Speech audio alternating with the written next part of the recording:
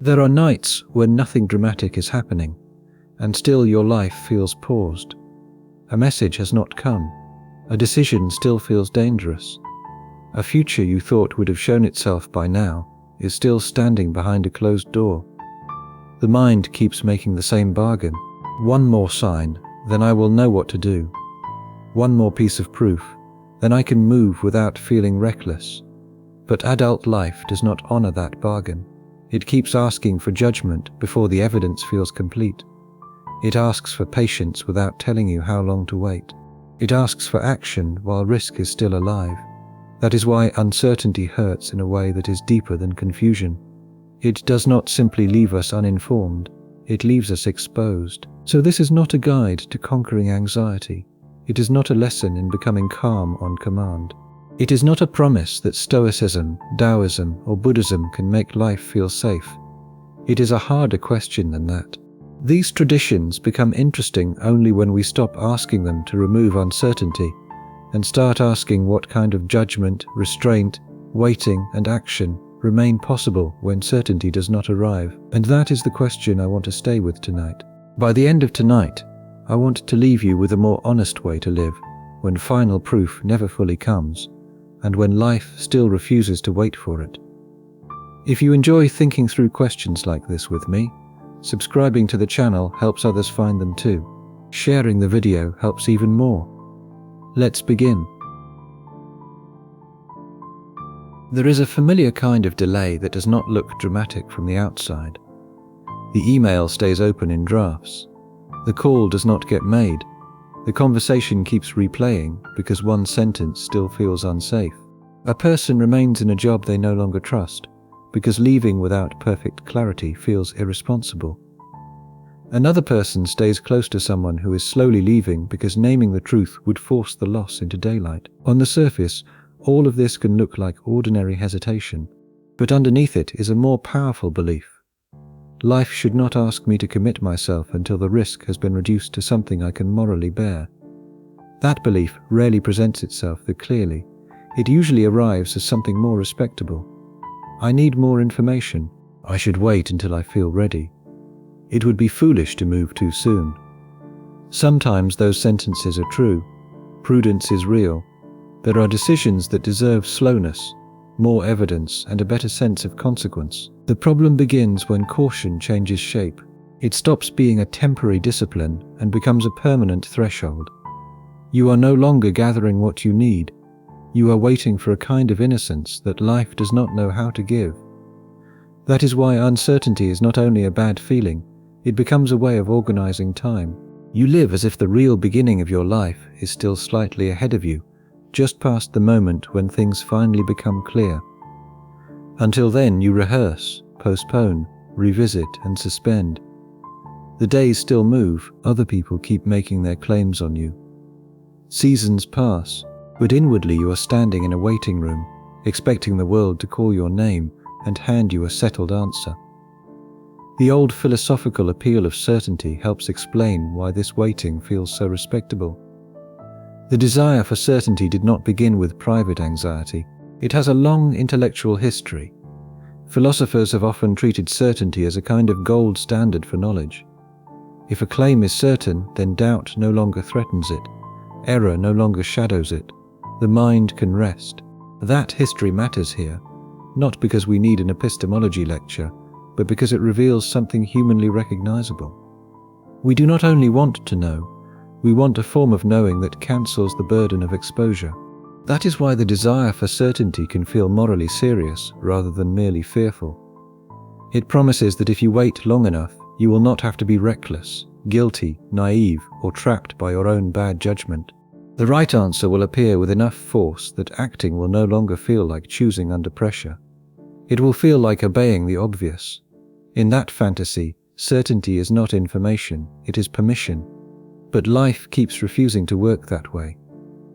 Relationships do not become clear in advance. Work does not announce its full consequences before you choose. Illness does not explain itself morally. Grief does not tell you when it has become safe to keep living. Even joy does not arrive with a guarantee attached. If you wait for final permission, what you often receive instead is a quieter and harsher truth. Waiting is already a way of living.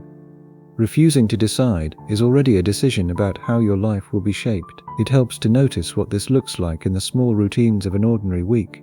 A person says they are keeping options open, but each day quietly trains them into one option by default. They do not apply for the work they say they might want. They do not tell the friend what has become strained.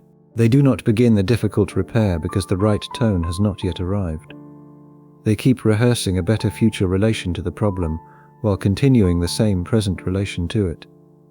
After a while, the unfinished state starts to feel natural. A half-lived arrangement becomes home. This is one reason waiting is so dangerous when it disguises itself as neutrality. It rarely stays empty. It acquires habits, loyalties, excuses, and secondary comforts. You avoid the frightening act, but you also become the kind of person who organizes life around not taking it. The delay gets written into character, and that has consequences that are easy to miss because they do not look dramatic. When final permission is always postponed, imagination gets weaker. You stop picturing yourself inside real change and start picturing only the conditions under which change would finally feel justified. Your language shifts too. Instead of asking what is true, you ask what would make this easier. Instead of asking what must be faced, you ask what further sign would spare you from authorship. The cost is not only lost time, it is a thinning of moral muscle. Judgment becomes something you keep outsourcing to a future that never arrives. By the time action can no longer be delayed, you are not meeting the situation fresh. You are meeting it after months or years spent training yourself to believe that life begins only after uncertainty has been defeated. That is why the topic matters philosophically. The habit is more than inconvenient. It teaches a picture of human life in which risk is treated as a violation, rather than as a condition of responsible action. This is where many people become unfair to themselves. They hear that and assume the accusation is simple. So I should act faster. I should stop hesitating. I should be braver. But that is too crude. Not every delay is cowardice. Some delays are faithful to reality. Some questions really do take time. Some lives have been wounded in ways that make caution intelligent. The point is not that uncertainty should never slow us down. The point is that we often ask uncertainty to do something it cannot do. We ask it to excuse us from living until risk has become morally clean. Once you see that, the burden shifts. The real problem is not only that we do not know enough, it is that we keep asking knowledge to make action harmless. We want clarity to arrive in such a complete form that our choice no longer feels like our own. It would feel almost chosen for us. Yet much of life remains contingent, unfinished, and exposed. Even when evidence improves, the leap is never fully removed. A person still has to speak, stay, leave, forgive, refuse, commit, or wait. So the first turn in living with uncertainty is not peace, it is honesty. We begin by admitting that waiting for certainty is not a neutral pause before life starts. It is already a philosophy of life. It says the world owes us enough proof to cancel risk before we move. It says action should come only after exposure is gone. And that is why the demand is so powerful. It does not simply ask to know. It asks not to be answerable until knowing feels complete. The trouble is that life does not offer that exemption. It asks for judgment in the dark, patience in the unresolved, and action without a final guarantee. Once that becomes visible, the next question changes. We no longer need to ask only why uncertainty feels painful. We need to ask why certainty feels necessary at all. It is worth seeing how early this habit starts. People learn to treat certainty as moral cover long before they study philosophy. A child asks whether they are in trouble and wants the answer to be final. A young adult wants to know that a choice of work or love will not become embarrassing later. A parent wants to know that sacrifice will not prove pointless. An older person wants to know that the path already lived can still be justified. At every stage, certainty promises not only knowledge but protection against self-reproach. That is one reason the demand becomes so stubborn. It grows with us, It becomes woven into the way we imagine innocence, safety, and the right to move. If certainty were only an intellectual preference, its hold on us would be much weaker. We would like clear answers, fail to find them, shrug, and move on. That is not what usually happens. Uncertainty can feel like a threat to dignity. It can feel humiliating to move toward love and be wrong, humiliating to commit publicly and fail, humiliating to admit that a path you defended no longer makes sense. The mind is not only looking for facts, it is trying to protect itself from regret, exposure, and irreversible self-implication. Think about what is hidden in the sentence, "I just want to know." Often it means I do not want to be the one who bears the cost of guessing. I do not want to misread the silence. I do not want to leave and later discover I should have stayed. I do not want to stay and later discover I should have left. I do not want to tell the truth and lose something I cannot regain. I do not want to commit to a future that may embarrass me, diminish me, or make my judgment look foolish in public or in my own eyes. That is why certainty can feel necessary rather than pleasant. It looks like the only thing that could save us from responsibility joined to vulnerability. If the answer were clear enough, then our action would feel sheltered. We could always say that any reasonable person would have done the same. Certainty seems to promise a zone in which the self will not be blamed for moving too soon, desiring too much, trusting the wrong person, or reading life badly. The problem is that this desire for protection often expands precisely when life grows less governable. The more unstable a situation becomes, the more the mind reaches for management. It checks again, replays again, searches for the hidden sign, builds little rituals of reassurance. If one conversation felt ambiguous, perhaps one more message will settle it. If one career path feels risky, perhaps 6 months of additional delay will make the future reveal itself. If grief still feels senseless, perhaps enough thinking will uncover the moral explanation that makes it bearable. None of those impulses are ridiculous. They come from a sane recognition that mistakes cost something, but they easily turn into what might be called a control fantasy. Not a fantasy of being all-powerful, something smaller and more ordinary. A fantasy that if I think, check, revisit and arrange enough, life will eventually owe me a level of safety that allows me to move without true vulnerability. This is where embarrassment enters more deeply than people often admit. We do not only fear pain, we fear looking foolish for having believed, trusted, chosen, or hoped. A person can survive a hard outcome more easily than they can survive the picture they carry of themselves inside that outcome. I should have known better. I should have seen the sign. I should have protected myself sooner. Certainty seems attractive because it promises to save us from that humiliation.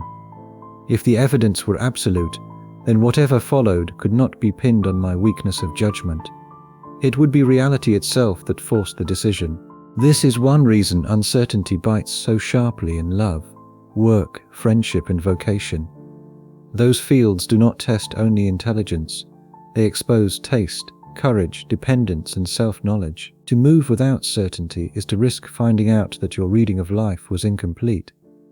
Many people would rather stay suspended than discover that in public, or even in the privacy of their own conscience. You can also hear the demand for certainty in the way people talk about deserving. I deserve to know where this is going. I deserve a sign after giving this much effort. I deserve closure before I leave. Sometimes those claims are morally intelligible. People do deserve honesty, fairness, and intelligible treatment. But the wish often exceeds those goods. It wants existence itself to become less contingent in proportion to our sincerity. Because I have suffered enough, the answer should now come cleanly. Because I have acted in good faith, the future should stop being ambiguous. Because I have tried to be careful, my next step should not expose me to disproportionate regret. There is something deeply human in that wish, and yet the world rarely honors it. It distributes difficulty without consulting our sense of balance. Certainty then becomes a protest against that disorder. It becomes a way of saying that responsible people should not be asked to choose in the same darkness as everyone else.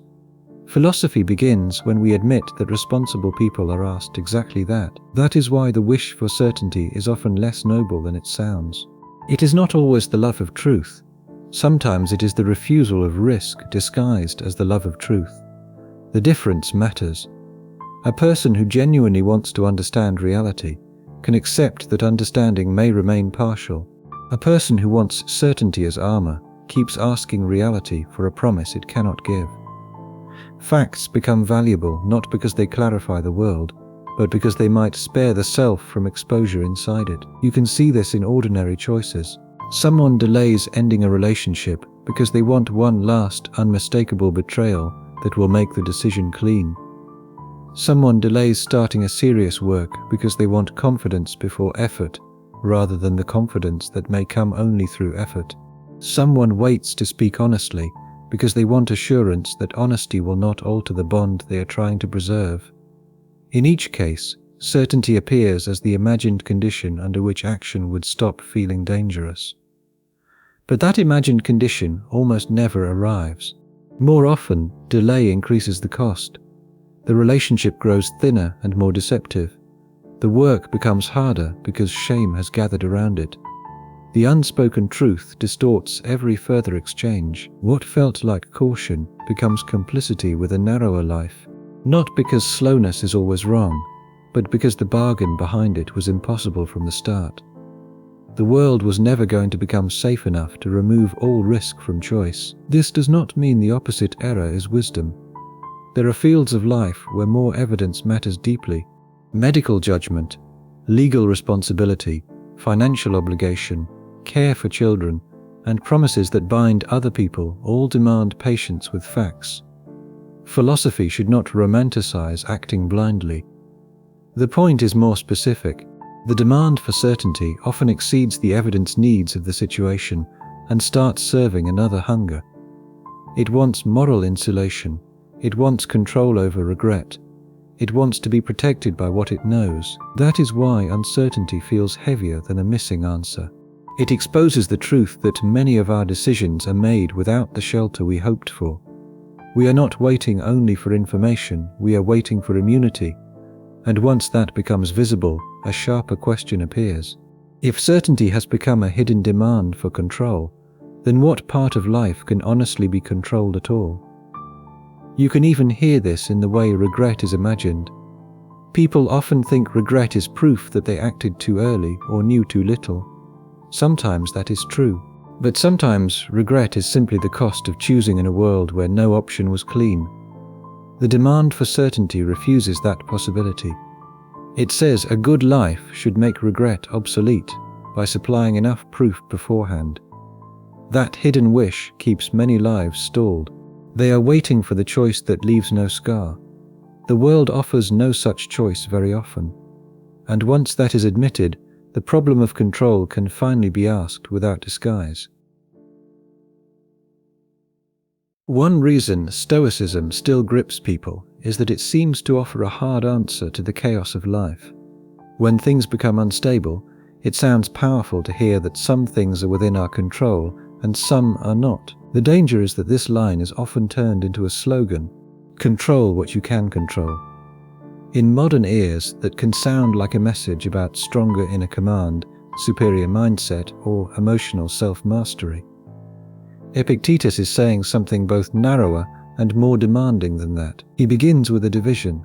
Some things are up to us, and some are not. Our judgments, impulses, desires, aversions, and the use we make of appearances belong to the first group. Body, property, reputation, office, and the actions of other people do not. It is a severe claim, not because it flatters us, but because it removes a huge amount of territory from our imagined command. The future is not ours in the way we want it to be. Other minds are not ours. Outcomes are not ours. Timing is not ours. Fortune is not ours. That distinction can sound obvious until it touches something you actually care about. Suppose your plans collapse because another person changes their mind. The ordinary response is not simply sorrow. It is the feeling that something has happened which should have been preventable if only you had been wiser, more careful, more persuasive, more strategic, more lovable, less naive. the mind rushes to reclaim the event as something that ought to have been manageable. That is where Epictetus cuts. He does not say the loss is unreal. He says your suffering becomes worse when you assign the event to the wrong category and try to rule what was never yours to rule. This is not a recipe for numbness. Stoicism does not promise a painless interior kingdom. In fact, the doctrine becomes easier to hear and harder to live once you remove the modern fantasy that it is about feeling invulnerable. What Epictetus offers is a moral clarification. If you place your good in outcomes, reputation, or the stable behavior of other people, then your life will be hostage to what does not belong to your faculty of judgment. You will keep demanding guarantees from a world built partly from external causes and other wills, and uncertainty will feel unbearable because you have made your peace depend on a field you cannot command. The Stoic correction is not to become cold, it is to become exact. Ask what work actually remains yours when the future refuses to settle. Your task is not to force the event. Your task is not to possess the outcome in advance. Your task is to govern your judgments, your choices, the quality of your assent, and the kind of desire you cultivate.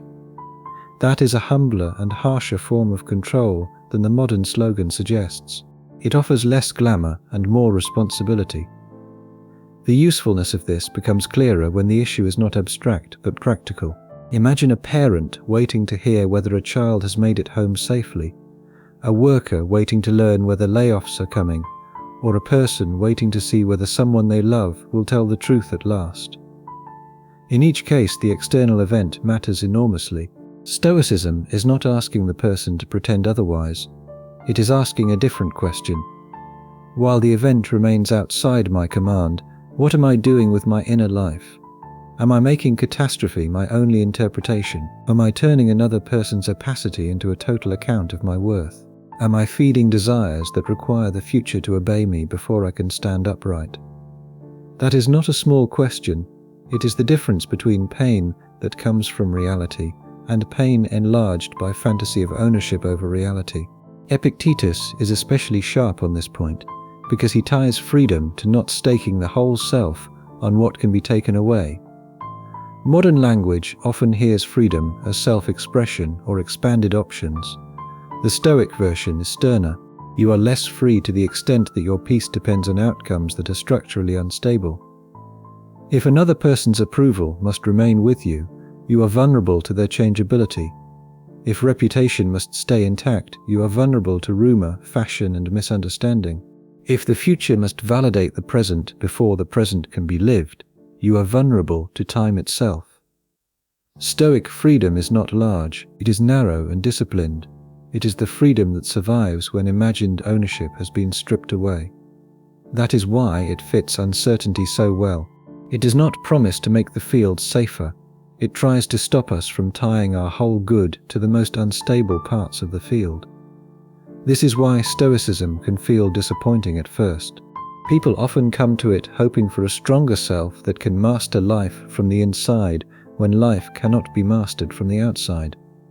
Epictetus keeps taking away that hope. He does not say your inner life will magically obey you. He says the moral work lies there, and not where your fantasies of outcome management keep reaching. The doctrine shrinks false control, but it does not enlarge comfort. Seen this way, Stoicism changes the problem of uncertainty. The old hope was that certainty would make action safe. Epictetus does not make action safe. He makes confusion about responsibility less available. If an external result is not in your control, then waiting for certainty about it cannot become the basis of a good life.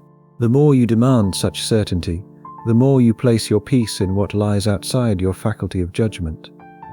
This is where some people resist Stoicism, and for good reason. Illness, poverty, abuse, grief, and social power are not trivial externals. To say they are not fully up to us does not make them easy to bear. Stoicism can be abused when it is used to deny structural harm or to shame suffering people for still feeling the weight of what has happened to them. A faithful reading must keep that limit in view. Epictetus is not saying that loss stops hurting when you sort it correctly. He is saying that one part of suffering comes from the false claim that reality should have obeyed your demand for manageability. That distinction matters because it clears away a large illusion.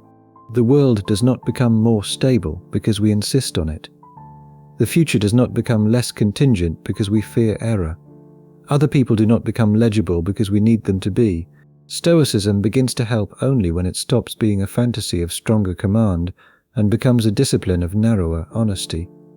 Once you accept that, another problem appears. Even if outcomes are not fully ours, uncertainty still bites through appearances. A look, a silence, a delay, a possibility. The mind is wounded not only by events, but by the meanings it gives them. That is where Stoicism goes next. The field of honest control narrows again down to the difficult line between what appears and what we endorse as true. There is also a social edge here that should not be ignored. Stoicism can be misused by the powerful as a way of telling the vulnerable to shrink their claims. But in its proper use, the doctrine is not an apology for injustice. It is a refusal to let the soul be organized entirely by what fortune, power, and other people happen to do. That difference matters for uncertainty. A person can acknowledge real structural danger and still ask the Stoic question, what part of my judgment am I handing over to this unstable field?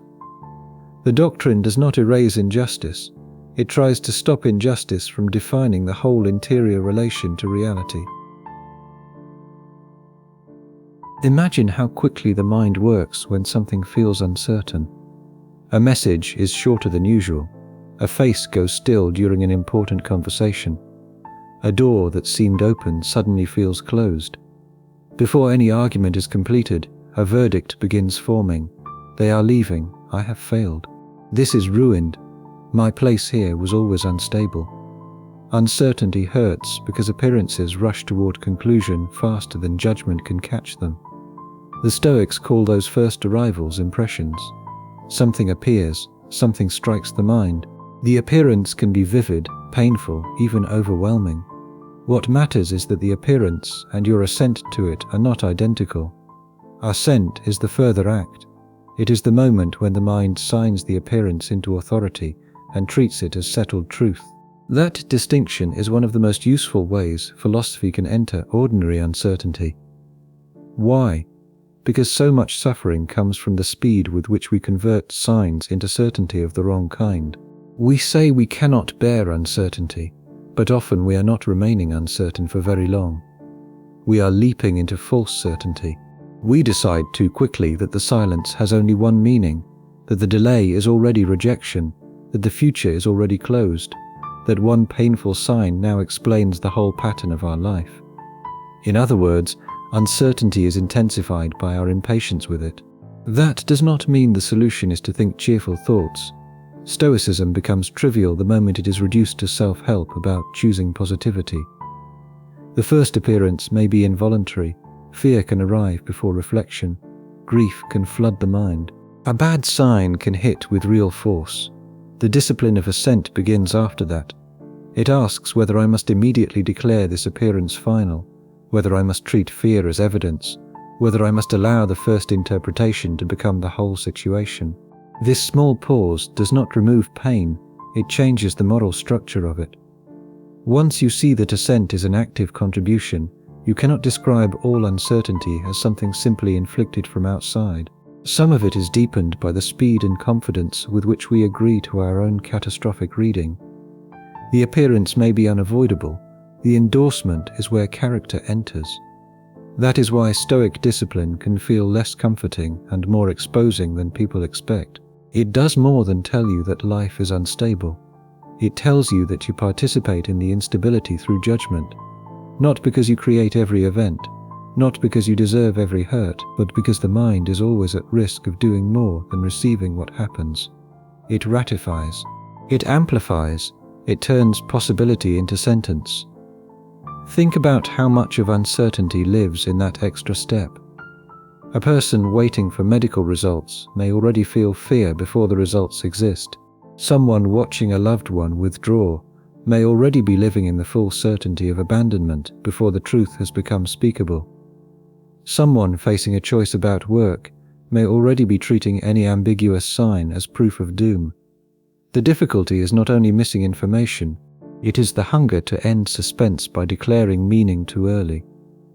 This is why Stoic talk of judgment matters more than motivational talk of attitude. The issue is not cheerful interpretation, it is whether the mind can refrain from granting immediate sovereignty to what merely appears. That restraint is hard because certainty feels like relief, even when it is false. A painful conclusion can feel easier to bear than an unresolved field. At least now I know. At least now the suspense is over. The mind often prefers a grim verdict to an open question, yet false verdicts chain us to a world that may not be there. We begin responding to our own endorsement rather than to the thing itself. That makes uncertainty uglier because life is now competing not only with its own ambiguity, but with the authority we have already granted our fear. Still, Stoicism is not enough to settle the whole matter. Even if we become more careful with Assent, the world itself remains unstable. Bodies change, relationships pass, time moves without waiting for our improved discipline. Stoic judgment can stop us from rushing fear into truth. It cannot make life hold still. For that we need another turn, one that asks what follows from living in a world that keeps passing, even when our judgments become more exact. It also helps to see how different the Stoic pause is from modern emotional self-policing. A person can tell themselves, I must not react, I must not feel this, I must stay composed. That is often another form of fear. It wants to erase uncertainty by erasing signs of uncertainty in oneself. Stoic Assent asks for something harder and less theatrical. Let the appearance arrive. Let the first feeling be acknowledged. Then ask whether the mind has the right to turn that first contact into a settled conclusion. The discipline is reflective, not cosmetic. Marcus Aurelius makes a similar move in a slightly different register when he reminds himself to describe things plainly. A luxury meal becomes dead fish, wine, and animal flesh. A robe becomes sheep wool dyed in blood. The point is not contempt for the world. It is resistance to the spell cast by appearances when they arrive already dressed in excess meaning. We can do the same with uncertainty. A silence may be a silence before it becomes rejection. A delay may be a delay before it becomes doom. A painful evening may be a painful evening before it becomes the whole truth about a life. This plainness is not coldness. It is mercy toward judgment.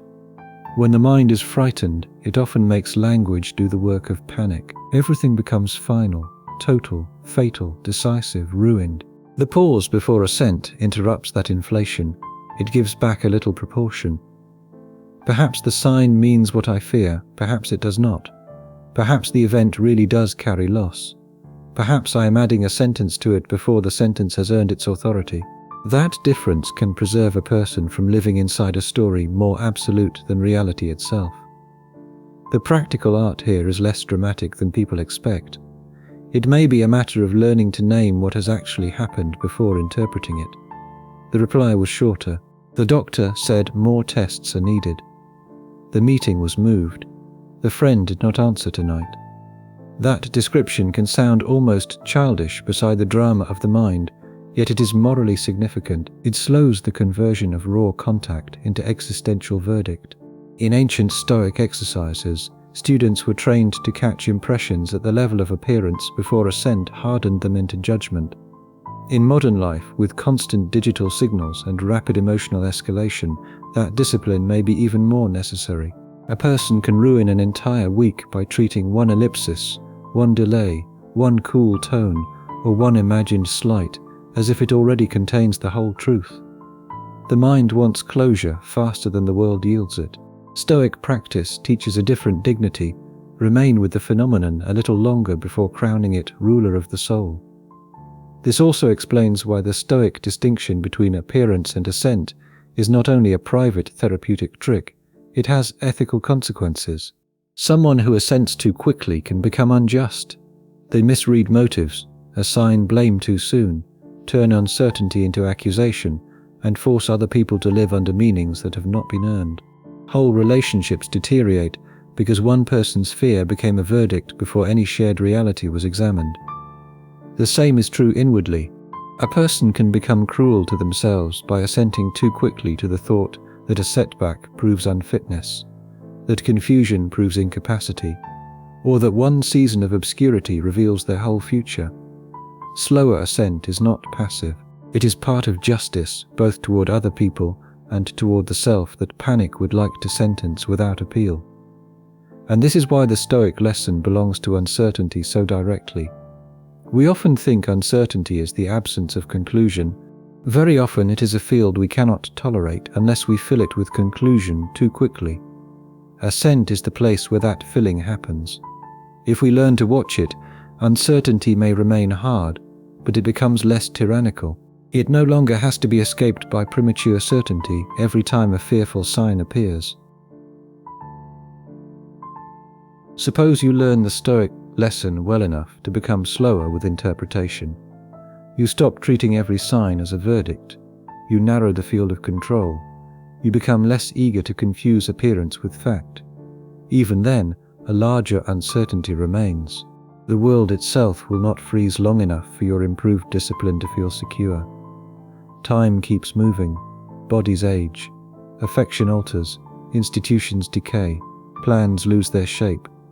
The thing you love is already changing while you are trying to understand it. That is where Marcus Aurelius becomes useful.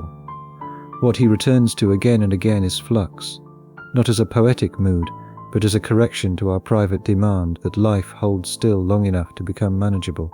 For Marcus, things pass, dissolve, transform, exchange places, lose their names, and move through larger cycles that do not care about our desire for permanence. This can sound austere. It is meant to be. He is trying to weaken the fantasy that enough inner discipline will make the world feel fixed. One reason uncertainty hurts so much is that we often imagine it as a temporary defect inside an otherwise stable order. Once this conversation is clarified, once this season is over, once this body recovers, once this role is secured, then at last life will settle into a more dependable shape. Marcus keeps challenging that hope. The world is not a stable stage occasionally disturbed by change. Change is one of the stage conditions. That insight matters because it shifts the meaning of waiting. If everything around you is already moving, then waiting for certainty can become a subtler form of denial. You are asking a passing world to suspend itself until your understanding catches up. But the world does not wait. The child grows while the parent is still learning what parenthood means. The illness advances while the mind is still looking for a clean explanation. Love changes texture while two people are still trying to decide what they are to each other. Even grief changes under your feet. You do not understand it once and then carry that understanding unchanged. Marcus also has a way of reducing the private vanity hidden inside some forms of certainty-seeking. The mind often treats its own need for guarantee as if it were cosmically significant. Why would this happen now? Why would I be asked to bear this? Why is the world not presenting itself in a form I can trust? Marcus answers with scale, but not to humiliate us. He reminds himself that every life is brief, every role partial, every attachment exposed to time. The lesson is not that individual pain is unreal. The lesson is that reality never promised to organize itself around private reassurance. That can sound bleak if heard badly. It can even sound like the world is indifferent, so nothing matters. Marcus is not saying that. He is saying that our wish for permanence misreads the kind of place we inhabit. We suffer extra confusion when we ask changeful things to give us unchanging security. We suffer extra resentment when we treat impermanence as an insult rather than as a built-in feature of mortal life. This does not remove attachment. It does not tell a grieving person that flux should now feel noble. It tells the truth about the field in which attachment occurs.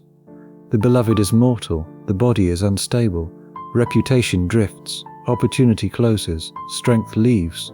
If uncertainty remains painful after this, it is at least painful inside a clearer picture. What hurts is not the interruption of a permanent world, but our involvement in a passing one. Marcus is especially useful because he keeps returning from cosmic scale to very immediate conduct. He does not meditate on change in order to become abstract. He uses change to cut vanity, complaint, and self-pity at the point where they pretend the world should have arranged itself around one private wish. When he reminds himself that fame is brief, bodies decay, and generations vanish into one another, the result is not withdrawal from duty. The result is a cleaner sense of proportion. If all things pass, the issue is less how to secure my preferred arrangement forever, and more how to act decently inside an arrangement that is already disappearing. That shift matters under uncertainty because it changes what preparedness means. Preparedness is no longer building a permanent shelter. It is learning how to inhabit a temporary camp without demanding marble foundations. There is also a stern kindness in Marcus's repeated return to the present task.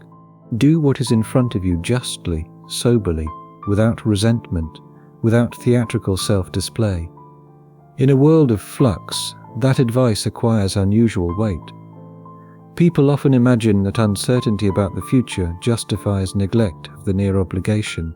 Since I do not know what this relationship will become, I need not be honest tonight. Since I do not know whether this work will matter, I can remain half committed. Since I cannot secure tomorrow, I will not enter fully into today. Marcus cuts against that evasion. Precisely because the world passes, the present action matters. Not as a way of controlling time, but as the only place where character can actually appear. Mortality does not make conduct irrelevant. It makes postponement less rational. The passing world is not an argument for despair. It is an argument against wasting energy on fantasies of permanence while neglecting the work that already belongs to this hour. There is something bracing in that honesty. It means you do not need to wait for stability before taking life seriously. Life was never going to become stable in the way you wanted. The same truth that unsettles can also release a great deal of false expectation. You no longer need the world to stop moving before you begin acting well inside it. Still, Stoicism can leave a lingering tension. Even in its best form, it can sound like life is something to be disciplined against. Sort your judgments, reduce your fantasies, remember the passing nature of things.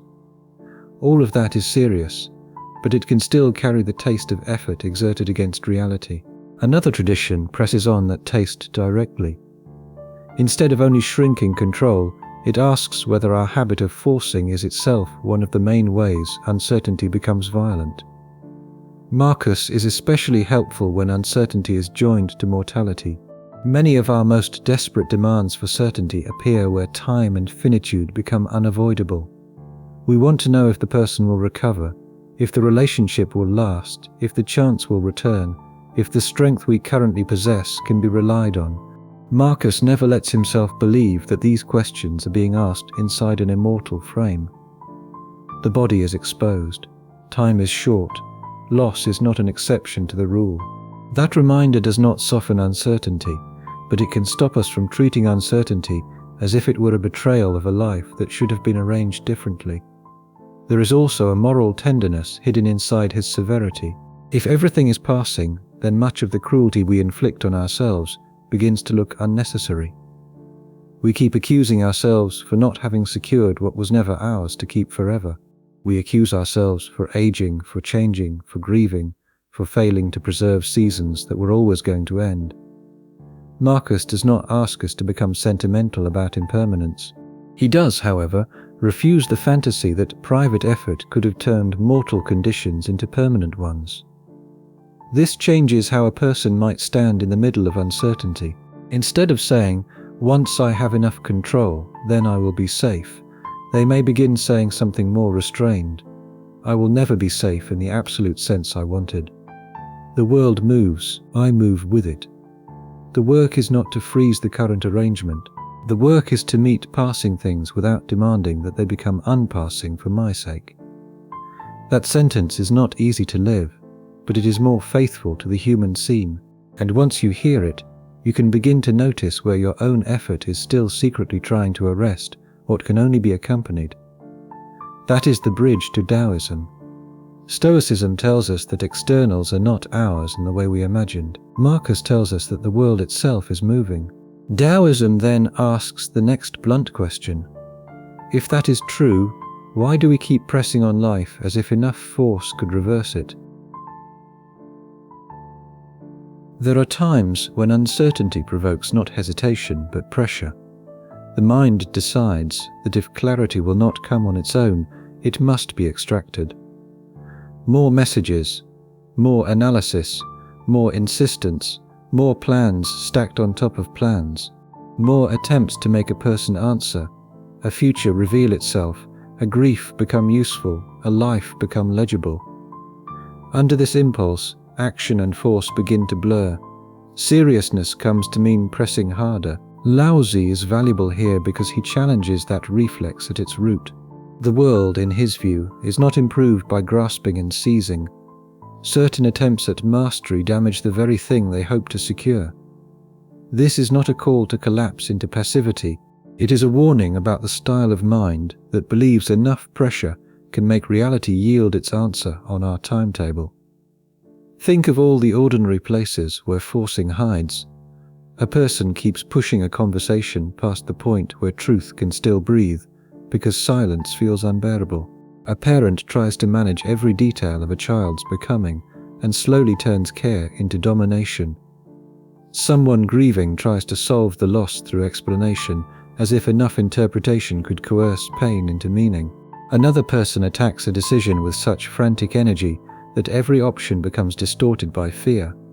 In each case, the impulse is understandable. Something precious feels unstable, but the method of saving it begins to deform it. This is why non-forcing matters. Wu Wei is often translated too softly, as if it were only ease, simplicity, or drift. In this context, its sharper use is restraint from coercive relation. It names a kind of action that does not emerge from panic, domination, or untimely insistence. The difference is not between acting and doing nothing. It is between responsive action and action driven by the fantasy that more pressure guarantees a better result. Zhuangzi sees a danger in trying to possess what should be accompanied, in trying to complete what is still forming, in trying to secure what belongs to a wider movement than your will can command. The harder you clutch, the less you can actually receive. The more you insist that life answer now, the more you treat reality like an object under interrogation. That style of living can look strong from the outside. Often it is fear intensified into habit. This is especially hard to accept because forcing can feel morally superior. It feels better than drifting. It feels active, responsible, engaged. If you are pressing hard, at least you are not surrendering. Daoism complicates that vanity. It asks whether your effort is answering the situation or merely expressing your inability to bear uncertainty. Sometimes force is not seriousness. It is refusal to learn the tempo of what is before you. That question becomes sharper when you watch how force changes the texture of a situation. A conversation pushed too hard stops producing truth and starts producing compliance, defensiveness, or exhaustion. A creative project attacked in panic stops being explored and starts being strangled by premature judgment. A body managed only through willpower begins to answer back with depletion, numbness, or revolt. Even moral life can be damaged by this style. A person insists on immediate forgiveness before grief has ripened, or immediate clarity before trust has been rebuilt, or immediate direction before a real inventory of damage has been made. In each case, the person may tell themselves they are being courageous. But courage and compulsion are not the same. Taoist thought keeps asking whether the energy behind the act is attuned or merely aggressive. One of Zhuangzi's deepest corrections is that fit matters more than strain. Water is the old example because it does not dominate by hardness, yet it finds its level, wears down stone, and moves according to what is there. The point is not to become vague like water in some decorative sense. It is to abandon the vanity that mistakes friction for effectiveness. Under uncertainty, many people trust only the actions that feel forceful. They do not trust a quiet conversation, a measured boundary, a gradual preparation, or a patient revision because those acts do not deliver the sensation of conquest. But some situations can only be met well through forms of movement that do not look spectacular. You prepare the documents before the verdict arrives. You tell a smaller truth before demanding the largest one. You leave room in a strained exchange so that honesty is still possible tomorrow. You stop interrogating your own grief as if it were withholding information out of spite. These are not passive acts. They are actions calibrated to reality rather than to the ego's demand for immediate domination. This does not mean every strong action is coercive. Sometimes clarity requires firmness. Sometimes justice requires intervention. Sometimes love requires a plain word that can no longer be deferred. Non-forcing should never be turned into an excuse for cowardice. The question is not whether you move. The question is what kind of relation to reality your movement expresses. Are you responding to what is there or punishing the world for not becoming certain fast enough? Seen this way, uncertainty does not only tempt us toward paralysis, it also tempts us toward violence of a subtle kind. We try to force a life, a person, a timeline, or even our own mind into premature coherence. Then we call the resulting distortion clarity. Laozi's challenge is severe because it removes another fantasy. Not only can you not master outcomes in advance, you may also damage things by trying to do so. Some answers come later than force can tolerate. Some realities can only be met, not seized. Some forms of truth appear only when we stop treating uncertainty as an insult that must be subdued. That is why patience has to be rethought. If forcing is not the same as action, then waiting is not automatically weakness. The next question is whether patience can become a discipline instead of a collapse. The line from the Tao Te Ching that the world cannot be improved by grabbing it matters because so many people live as if improvement and seizure were secretly the same operation. If I really care, I intervene harder. If I really love, I push further. If I really want clarity, I compel a final answer. Laozi keeps separating care from domination. He refuses the idea that sincerity excuses clumsy mastery. A person can mean well and still violate the shape of a situation by trying to force it too quickly into completion. This becomes concrete in how we treat ourselves as well. Uncertainty can make a person tyrannical inwardly. They set deadlines for grief. They demand immediate composure after loss. They treat confusion as laziness and complexity as failure. They attack themselves for not yet having the right conclusion. That inner style may look disciplined, but often it is the same old pressure turned inward. Non-forcing asks whether your relation to your own mind has become another campaign of domination. Laozi is not interested in passively admiring change from afar. He is interested in fit. What kind of action accords with the thing before me? What kind of action breaks it? When a field is wet, you do not plough it as if it were dry. When a fruit is green, you do not squeeze it into ripeness. When a conversation has not yet become truthful, you do not torture it into a confession just because suspense is hard. All of this sounds ordinary because it is ordinary. The wisdom is not mystical. It is a correction to a very common violence done in the name of seriousness. Under uncertainty, that correction matters immensely. Many people would rather damage a living possibility than endure one more night of not knowing. Better a premature ending than ambiguity. Better a forced answer than no answer. Better a decision made out of pressure than a silence that leaves the self exposed.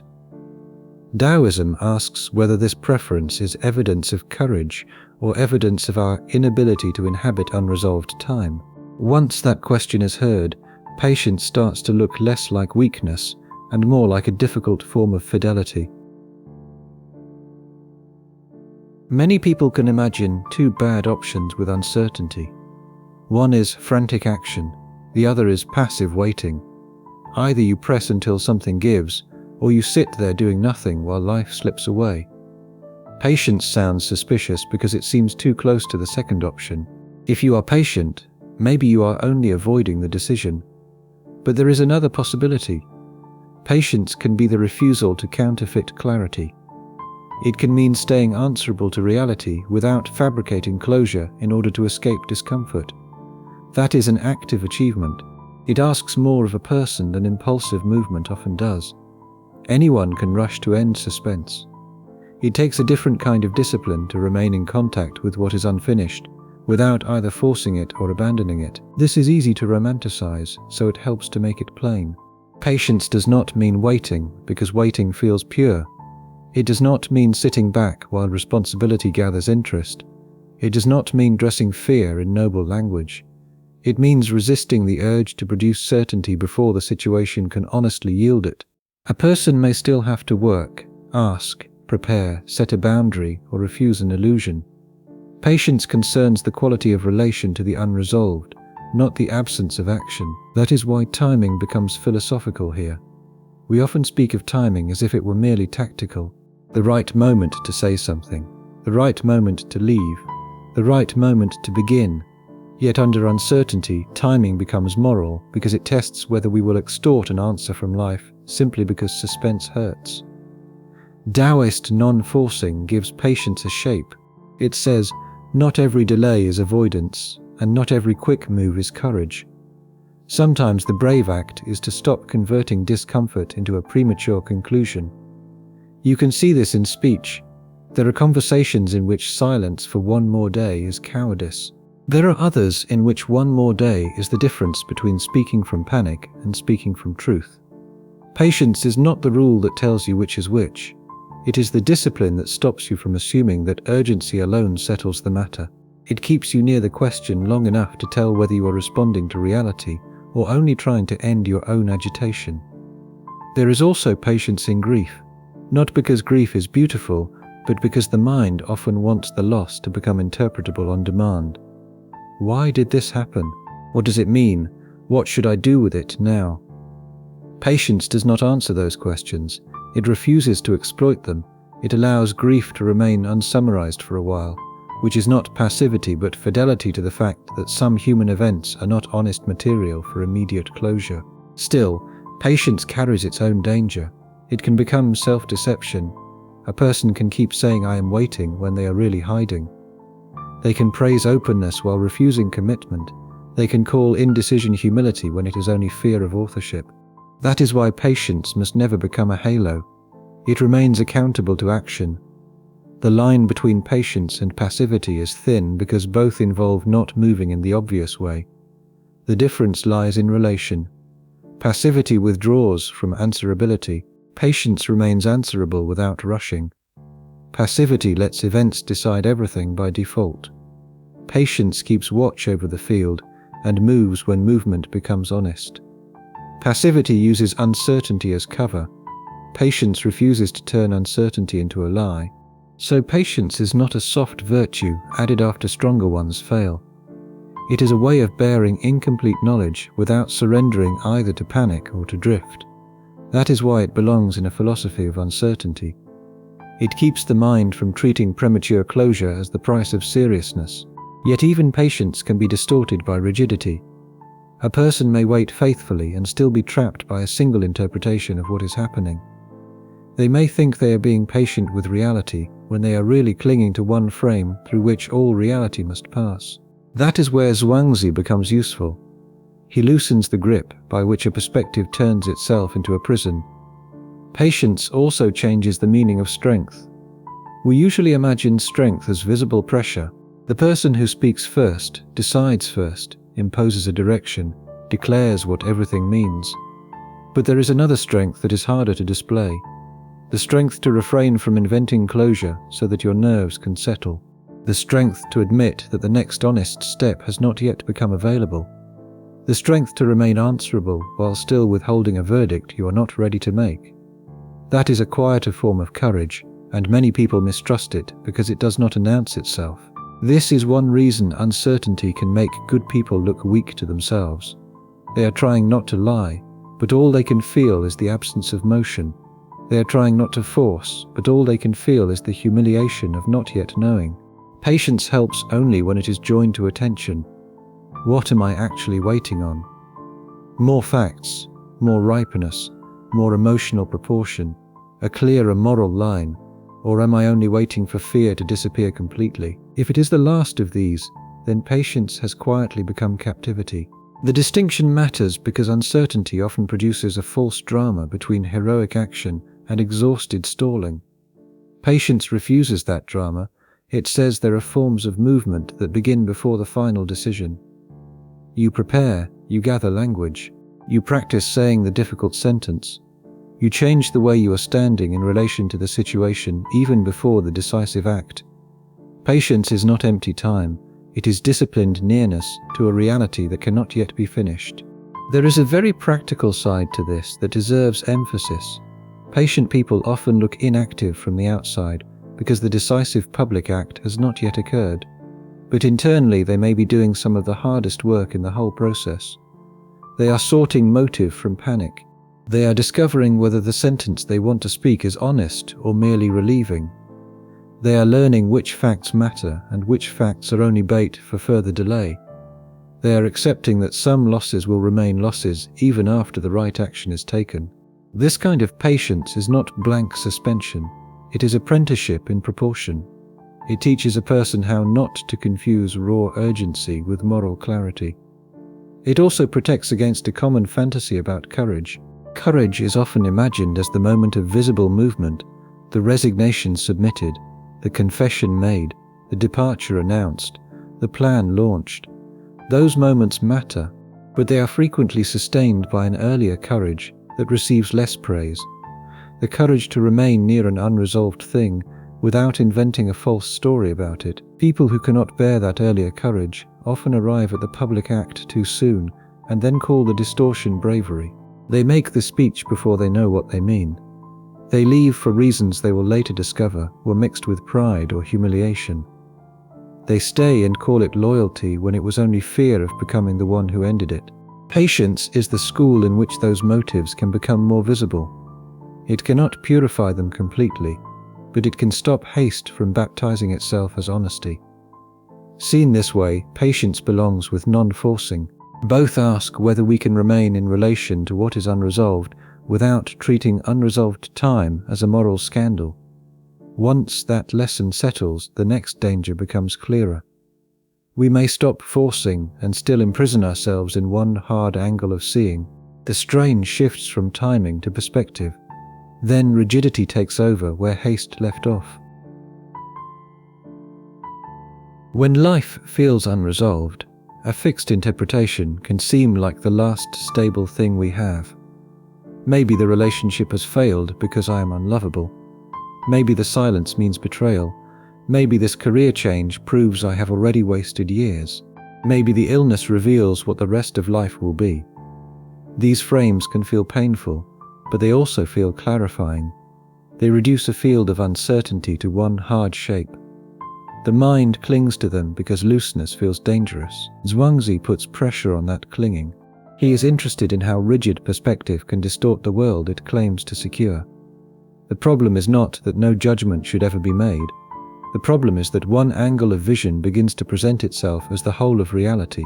Once that happens, certainty may be nothing more than fear that has acquired a stable posture. This is easier to see in conflict with other people. You take one moment, one phrase, one omission, and build an entire world from it. The other person does the same from their side. Soon both are living inside interpretations that feel morally complete. The uncertainty of the situation has not been resolved.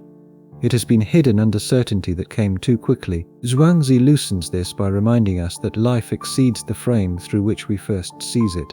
That loosening can feel like relief. It can also feel like threat. If my current picture is not final, then I lose the certainty that has been helping me endure. That is why rigid sight often survives, not because it is true, but because it is protective. A harsh interpretation can feel safer than an open one. At least it tells me where I stand. At least it gives me a script. Ambiguity asks more of a person than a fixed story does. Zhuangzi does not ask us to become vague. He does not preach that all viewpoints are equal or that judgment is impossible. He presses on rigidity because rigidity confuses survival with truth. When one frame becomes sacred, the mind stops seeing what does not fit it. It no longer meets the moving world. It protects its own diagram of the world.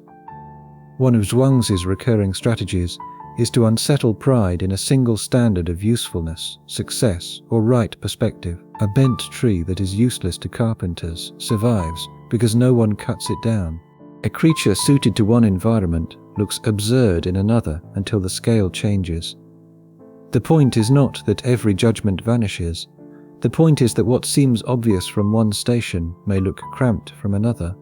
Under uncertainty that matters enormously because the mind loves to universalize from the angle that currently hurts most. A professional setback becomes proof that the whole path was wasted. One person's withdrawal becomes proof that intimacy itself is a trap. One humiliation becomes the hidden meaning of an entire decade. Zhuangzi keeps prying open those totalizations. He asks whether the frame through which you are suffering has quietly promoted itself into the law of reality.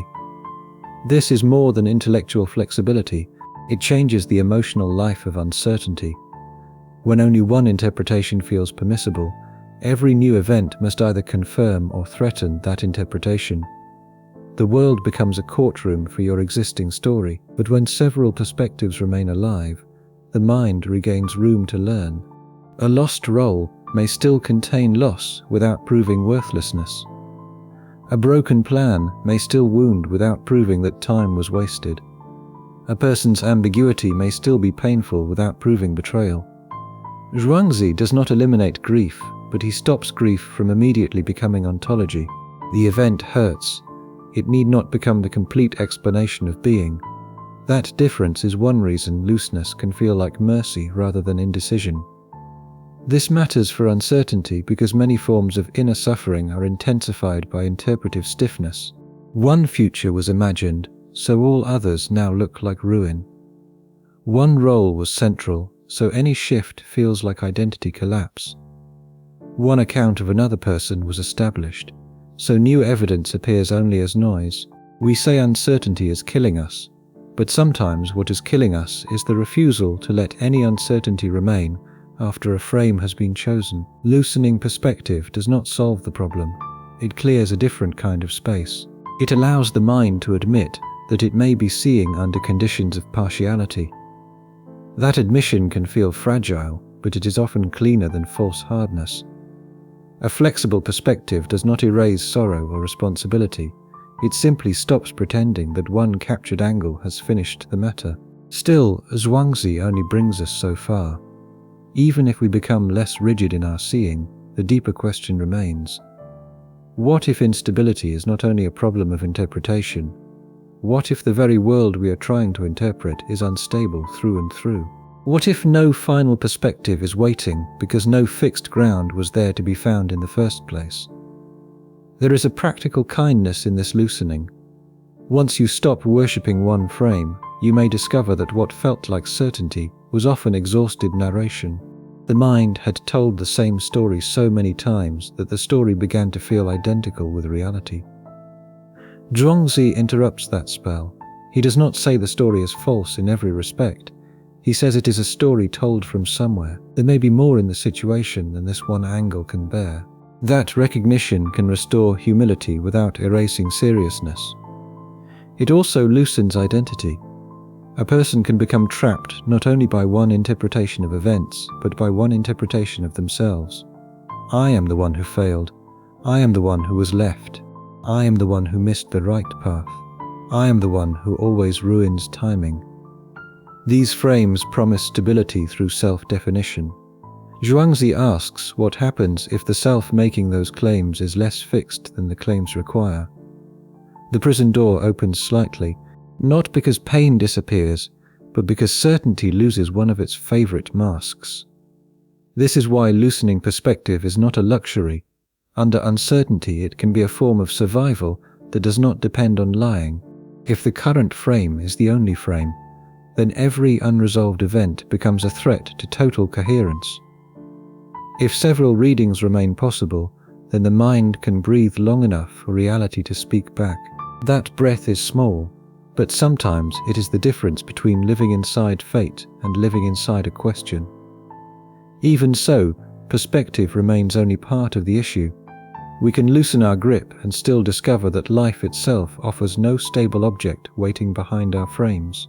Then uncertainty stops looking like a failure of interpretation and starts looking like a clue about the nature of conditioned existence itself. That is where Buddhist thought makes the challenge harder. It asks us to stop imagining uncertainty as an occasional disturbance inside a stable world. The instability may belong to the structure of experience itself. Most of us carry a hidden picture of life. Under all the change, there should be some stable floor. Events may shake, seasons may pass, people may alter, but underneath it all there must be some reliable layer that could finally make things make sense, if only we could reach it. Uncertainty then appears as a temporary obstruction. It blocks our access to the ground we assume is waiting. Early Buddhist thought challenges that picture. Impermanence is not introduced as an occasional tragedy. It is part of the condition of things. What arises does so dependently. What depends on conditions changes as conditions change. What changes cannot offer the sort of fixed reliability the mind often wants from it. In this view, instability is not bad weather blowing through an otherwise settled landscape. It belongs to the landscape. That is difficult to hear because it removes a cherished hope. We often imagine that once the present confusion passes, life will reveal its stable form. Then we can begin properly. Then we can finally relax into what is. Buddhist reflection refuses that promise. There is no point at which conditioned life ceases to be conditioned. The changing, contingent character of things is not a defect waiting to be repaired. This does not mean everything is chaos. Dependence is not randomness. Things arise in patterns, through causes, within relations. But dependence means fragility. If something depends on conditions, then it does not carry its guarantee within itself. It can alter when the network around it alters. That is true of bodies, relationships, institutions, moods, ambitions, even the stories by which we explain our own lives. One reason this matters for uncertainty is that it shifts the conversation away from personal failure. If insecurity is structural, then the goal cannot be to become the exceptional person who finally escapes it through better management. That is one reason Buddhist thought resists being turned into wellness reassurance. It is not saying that with the right method you will no longer feel shaken. It is saying something sterner. The wish for a permanently secure life misunderstands the kind of life being lived. That can sound crushing if separated from lived experience. So bring it back there.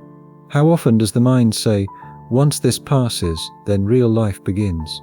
Once this conflict ends, once the diagnosis settles, once the money stabilizes, once the grief stops changing shape, once the future becomes legible. The Buddhist pressure is that this sentence never quite reaches its final object. Another contingency waits behind the current one because contingency is not a temporary interruption of the human condition. There is honesty in that recognition. It prevents a person from building their whole life around a postponed beginning. It also clarifies why certainty keeps disappointing us. We are not simply missing a few facts. We are often trying to derive final security from conditions that cannot possibly provide it. This still must not turn into comfort bait. There is a weak way of using Buddhism that says, since everything changes, simply relax. But impermanence does not tell you to become vague. It tells you why ownership, possession, and final reassurance keep failing as metaphysical strategies. The doctrine is not there to make uncertainty feel soft. It is there to make our demand for permanent footing look less innocent. Dependent arising makes this sharper because it shows how little of life exists alone. A mood depends on sleep, memory, food, weather, expectation, history, and the interpretation currently being placed on events. A relationship depends on timing, honesty, health, money, habit, mutual patience, past wounds, and the changing world around the two people. A sense of identity depends on recognition, ability, bodily continuity, and stories carried over time. Once you begin to see this, certainty looks harder to justify in its usual form. We often want a single thing to guarantee itself from within.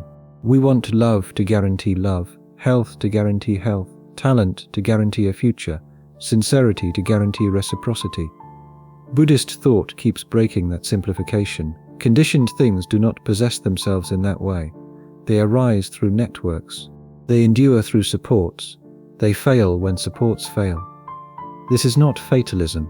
It is a cleaner description of fragility. There is also an ethical consequence here. If all things are conditioned, then many of the hard lines by which we judge ourselves and others become less absolute without becoming meaningless. A person who cannot act today may not be lacking only courage. They may be carrying exhaustion, shame, fear, debt, trauma, conflicting obligations, and bodily strain that together narrow what is currently possible. Another person who appears secure may be standing on supports they barely notice: health, family help, social trust, economic margin. Dependent arising does not erase responsibility. It makes responsibility more intelligent. It asks us to stop treating human beings as isolated units who either possess certainty and strength by themselves or fail to deserve them. Under uncertainty, that insight matters, because self-hatred thrives on the fantasy of isolated agency. I should be able to settle this by sheer will. Buddhism replies that sheer will was never the whole field. Conditions are always present, shaping what appears, what can be born, and what kind of clarity becomes available. Once the issue is seen this way, a more personal pressure emerges. If the world of conditions is unstable, what about the self that keeps asking for stable ground? Perhaps the one doing the demanding is less fixed than it assumes. Perhaps uncertainty is not only outside us. Perhaps it reaches into the very identity from which we thought we were judging the rest. Dependent arising helps here because it shifts uncertainty away from the isolated object. We often imagine security as something a thing can possess by itself. Our relationship should simply be secure. Our role should simply be secure. Our body should simply be secure. Buddhist thought keeps showing that what exists in dependence does not own itself in that way. It depends on causes, supports, histories, and changing conditions. That dependence is not a flaw added from outside. It is part of what the thing is. So insecurity is not always the sign that life has failed to become what it should have been. It may be the sign that we asked for independence, where only conditional stability was ever available. This makes ordinary waiting look different. When someone says, "Once I know for sure, then I will live," they are often asking for more than information. They are asking for a conditioned world to behave like an unconditioned one. They want a promise no relation, no body, no season, and no future can finally issue. Buddhist reflection does not mock that wish, it reveals its depth. The mind wants a home no change can enter. The problem is not that we are silly for wanting it. The problem is that we keep trying to build a whole practical life around its eventual arrival. And because that arrival never comes, many people secretly conclude that life is withholding from them something that ought to have been granted. Buddhist thought cuts that resentment at the root. The world did not fail to become finally stable. The demand itself misunderstood the kind of world this is. That recognition can hurt, but it can also stop a lot of futile bargaining. The flaw was never promised. We do not need to keep accusing reality for not delivering it on schedule. That is one reason Buddhist thought can feel severe in a cleaner way than generic acceptance talk. Generic acceptance often says, accept reality because resistance hurts. The Buddhist line goes deeper. It asks what sort of reality you thought you were resisting in the first place. If the world was imagined as a storehouse of secure, lasting things, then resistance looks like failure to be peaceful. If the world is actually conditioned, passing, and dependent, then resistance looks more like a metaphysical misunderstanding. The correction is not only emotional, it is about what kind of world we thought we were living in from the beginning. It is tempting to think that even if the world is unstable, the self remains the one steady point from which instability is observed. My plans can change, my relationships can change, my body can change, but at least there is a solid me standing underneath the change, gathering experience and waiting for certainty on my own behalf. That assumption is quietly carrying a great deal of psychological weight. It gives us somewhere to imagine final security could still be anchored. Buddhist thought pressures that assumption through the doctrine of not self. This is easy to hear in exaggerated or panicked ways. Some people think it means there is literally no person. Others hear it as a kind of spiritual annihilation, a claim that continuity and responsibility vanish. That is not the useful point here. The sharper claim is that the self we take to be fixed, self-sufficient, and finally ownable is not available in the way we imagine. What we call the self is bound up with conditions, habits, memories, bodily states, perceptions, desires, fears, and social relations. It persists in patterns, but it does not stand apart from change as a stable owner of change. The one who is uncertain is also changing. The one who is waiting for final permission is not a completed entity paused beside life. The self is involved in the same instability from which it seeks refuge. This matters because the desire for certainty often hides another desire. We do not only want the world to become secure, we want to become the sort of self that cannot be undone by its instability. A stable future would confirm a stable identity. A clear relationship would secure a coherent place. A final answer would permit a final self-understanding. When those things fail to arrive, the pain can feel like more than confusion. It can feel like a threat to who one is allowed to be. Not self makes this pain more exact. It says the self was never a sealed center waiting to be protected by certainty. It is itself a moving formation. That does not remove continuity. It does not excuse responsibility. It does mean that some of what we are trying to secure through certainty was never fully available for possession. We are trying to guarantee a self that has always lived through change rather than above it. This can be frightening because it seems to take away the observer's shelter. If the self is unstable too, then uncertainty is no longer an external problem faced by a stable subject. It becomes the condition within which subject and world are both encountered. We do not stand outside uncertainty and study it like weather. We inhabit it from within the very identity that keeps shifting under our feet. Yet there is also a strange relief in this. The demand to become fully secured starts to look impossible not because we are weak, but because the thing we are trying to secure in that final way is misdescribed. The self does not need to be made into a fixed object in order to live meaningfully. In fact, many forms of suffering become worse when we insist on that project.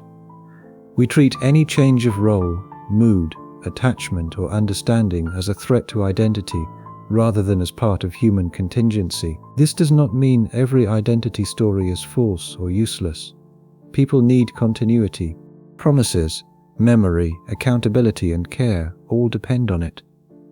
The point is that continuity is not the same as a self-grounded essence. We remain answerable beings without being immovable ones. That distinction keeps not self from collapsing into nihilism. It also keeps uncertainty from being misunderstood as a problem that only the external world has caused us. Once this becomes visible, the question of ground becomes harder still. If neither world nor self can offer the fixed support we wanted, perhaps the demand for a final foundation itself needs examination. That is where Nagarjuna enters. He asks whether the mind's hope for inherent solidity was ever coherent to begin with. Not self also clarifies why some uncertainty feels like humiliation. When the self is treated as something that should be complete, every unresolved season becomes evidence of personal failure. I still do not know what I am doing. I still do not know who I am after this loss. I still cannot tell whether this work belongs to me. Those sentences hurt partly because they offend an image of self-possession. Buddhist thought loosens that image. A finite self may continue, remember, choose, and remain responsible without needing to become a finished object. That makes room for a different kind of continuity. Not the continuity of a sealed essence, but the continuity of practice, memory, and answerability. You can still be the one who made a promise yesterday and must keep it today. You can still be the one who did harm and must repair it. You can still be the one who loves, grieves, and returns. Not self does not destroy any of that. It removes the fantasy that continuity requires an unchanging core. And with that fantasy weakened, uncertainty loses one of its main weapons against us. It can no longer so easily whisper that if things are unresolved, then the self itself has collapsed beyond all coherence. This is one reason Buddhist thought, handled carefully, can be less annihilating than it first sounds. It does not throw the person away, it throws away a metaphysical burden the person was never able to carry. The burden of being final, self-grounded, and secure before entering life. Once that burden is dropped, what remains is still difficult, but it is more livable. A person can be unfinished without being unreal. Few ideas sound more alarming at first than groundlessness. If things do not have a fixed essence, then what is left? If the self is not self-grounding, then what stands? If reality does not contain a final secure core, then perhaps everything collapses into meaninglessness. That leap is common because the mind often assumes there are only two possibilities. Either things are fixed in themselves, or nothing is real at all. Nagarjuna attacks that forced choice. His target is inherent existence, the idea that things possess their own self-grounding nature independently and finally. To say that things are empty is not to say they do not exist. It is to say they do not stand by their own isolated essence. They exist dependently, relationally, conditionally.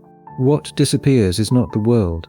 What disappears is the fantasy of metaphysical self-sufficiency.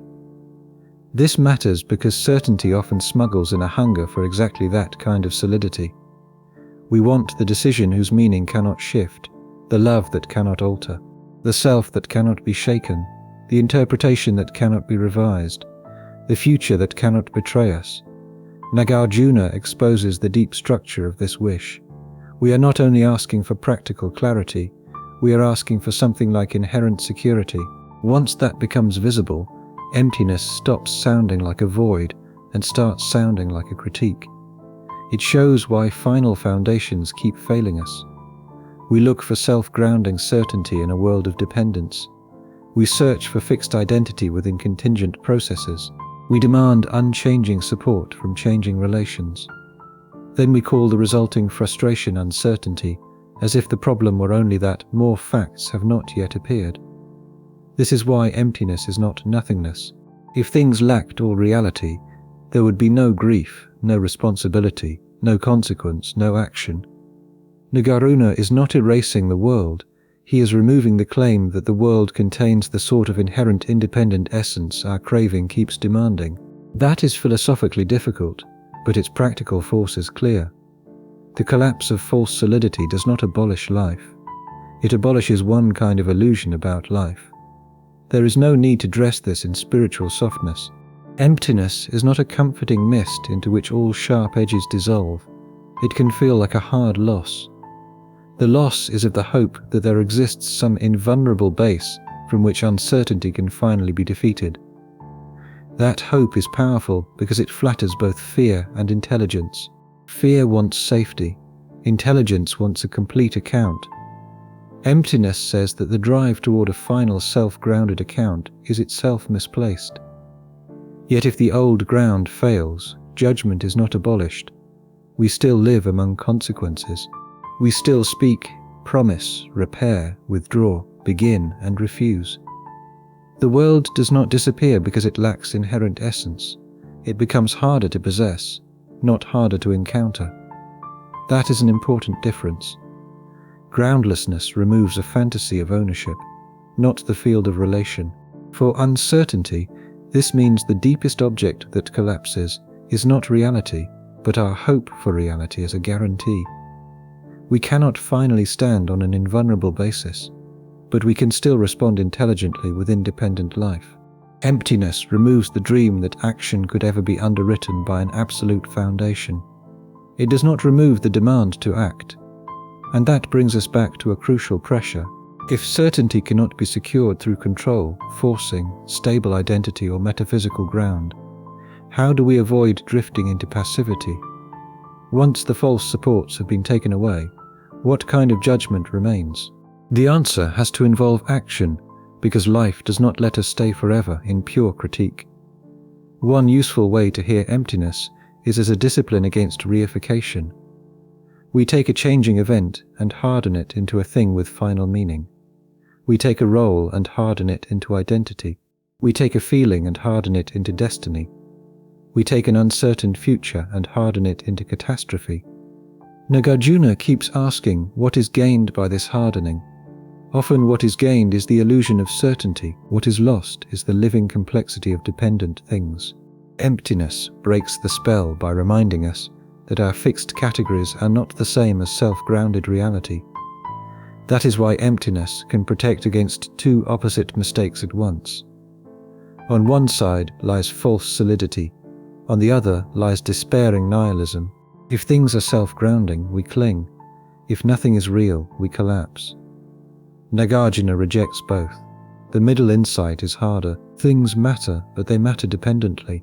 They function, wound, nourish, and obligate without containing the invulnerable essence our fear keeps asking for. This is intellectually demanding, but it has a plain human consequence. You can take life seriously without demanding that seriousness rest on absolute foundations, and that is exactly the bridge we need back to practice. Once the fantasy of invulnerable ground is gone, action does not become meaningless. It becomes finite in a cleaner way. We can no longer pretend that the right judgment will be protected by metaphysical certainty. We can only ask whether it is answerable, proportionate, and honest under the conditions in which we actually live. One temptation after all this dismantling is to treat inaction as the only honest response. If certainty is unavailable, if forcing is false, if stable ground does not appear, then perhaps the least foolish thing is to stop trying. Wait, float, refuse commitment, keep every door slightly open. That can look wise because it avoids grand claims. It can also become another evasion. Life does not pause while our philosophy becomes cleaner. Hunger still has to be answered. A child still needs care. A promise still needs either renewal or release. Work still asks for effort or refusal. Illness still requires decisions. A friend still waits for a call. Even choosing not to choose has effects. The world keeps requiring response, while certainty remains incomplete. That is why uncertainty cannot become an excuse for endless suspension. This is one place where many softer readings of uncertainty fail. They begin with a genuine critique of false certainty, then slide into a style of life that avoids authorship altogether. Do not force, do not attach, do not overclaim. All of that can be useful. But if it ends by dissolving the burden of judgment, it betrays the problem it started from. The title is not the art of avoiding life until clarity appears. It is the art of living when clarity remains partial. That means action has to re-enter the picture, though in a chastened form. Not action backed by guarantees, not action justified by total control, not action that pretends to erase risk, action that knows it is occurring under conditions of contingency and still refuses to disappear. The person who cannot know fully still has to answer. The person who cannot secure the self still has to speak from somewhere. The person who cannot force reality still has to meet reality. You can feel the sharpness of this in everyday obligations. There are moments when waiting itself becomes irresponsible. A conversation has been delayed so long that silence is now a form of deception. A path has been postponed so long that postponement has become its own decision. A grief has been interpreted so endlessly that life around it is starving. In these cases, uncertainty is real, but it cannot be used as a moral shelter forever. This does not mean rushing forward with artificial confidence. Rash action remains possible. Vanity remains possible. Harm done in the name of decisiveness remains possible. The point is more modest and more demanding. Once you have given up the fantasy of perfect certainty, you no longer get to use the absence of perfect certainty as a complete defense against action. You have lost both the dream and the excuse. That is one reason philosophy here should not become a pep talk. The burden is not that now you can do anything. The burden is that life continues to ask for finite judgment from a finite being. The answer will not be pure. It may still involve regret. It may still need revision. It may still expose you, but exposure was never avoidable in the way you hoped. Uncertainty did not create that fact, it revealed it. There is a sobering fairness in admitting this. People sometimes imagine that if they could only hesitate long enough, they would eventually be spared the moral cost of choosing. But some costs belong to finitude itself. To choose one path is to close another. To tell the truth is to risk the bond that was organized around evasion. To stay loyal to a promise is to lose the freedom that came from keeping every future open. To care for one person or one project seriously is to accept forms of vulnerability that casual distance would have avoided. None of this is corrected by more certainty. Better information may sharpen judgment, and we should seek it where we can. But even excellent judgment cannot remove the structure of loss that accompanies human action. One reason endless postponement becomes tempting is that it tries to avoid becoming the visible author of that loss. Yet postponement authors another loss instead, the loss of timeliness, candor, growth, and sometimes of the very relation one was trying to protect from damage. That is why action returning here is not a concession to restlessness. It is a recognition that responsibility keeps time. Some truths can be spoken late enough that their content remains correct while their moral value has changed. Some apologies become thinner the longer they are withheld. Some opportunities do not need to be seized in panic, but they do need to be met before the conditions that made them possible disappear. Uncertainty often hides this clock from us because it fixates the mind on clarity alone. Aristotle will soon widen the picture by showing that judgment concerns timing, proportion, and particulars, not only principles. But even before Aristotle arrives, ordinary life has already taught the lesson. The right action is not simply the action with the cleanest rationale. It is also the action that can still meet the living moment before delay turns responsibility into archaeology. So the problem changes again. The question is no longer whether action can be made safe. It is whether judgment can guide action without perfect guarantee. To answer that, one more thinker becomes especially useful. Aristotle turns the conversation away from impossible certainty and toward the practical intelligence required in contingent situations. It is worth noticing how often people already know this in practice while resisting it in theory. A parent does not wait for complete certainty before caring for a child. A doctor does not wait for metaphysical assurance before treating under imperfect information. A friend does not always wait for total clarity before showing up in grief. Life in its ordinary seriousness already contains action under incomplete knowledge. The problem is that when the stakes feel personal, we suddenly demand a level of guarantee we would never expect from the rest of human existence. This is why quietism can be so seductive. It borrows the humility of uncertainty but secretly wants relief from responsibility. If no final answer is available, perhaps no answer is required from me. But the world keeps disproving that thought. Even refusal shapes a life. Even delay writes consequences into the shared world. Uncertainty never had the power to remove that. It only made the burden of acting visible again. So when action returns here, it returns stripped down, not as conquest, not as self-assertion, not as proof that we have solved the problem. It returns as fidelity to the fact that finite beings still owe responses to one another. We act because not acting is also action. We answer because silence is also an answer. We judge because the refusal to judge leaves judgment to drift into accident or default. That is the serious residue after false certainty has been burned away.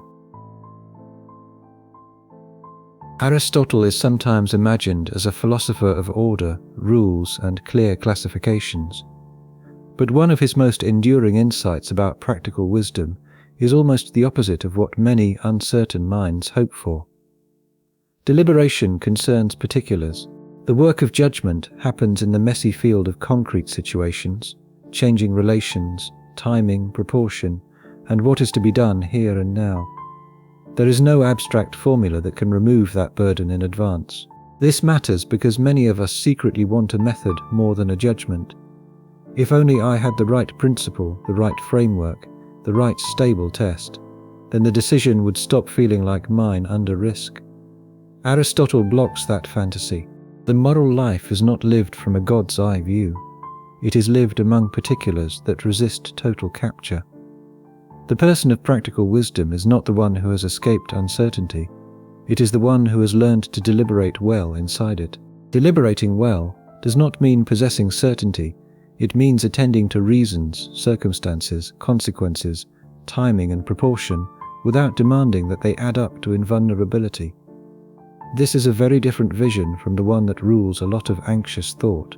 Anxious thought wants a guarantee that if the reasons are good enough, the outcome will validate the choice. Aristotle does not offer that. Practical reason can be serious, disciplined, and still unable to guarantee how the world will answer. That is why lack of certainty is not the same as arbitrariness.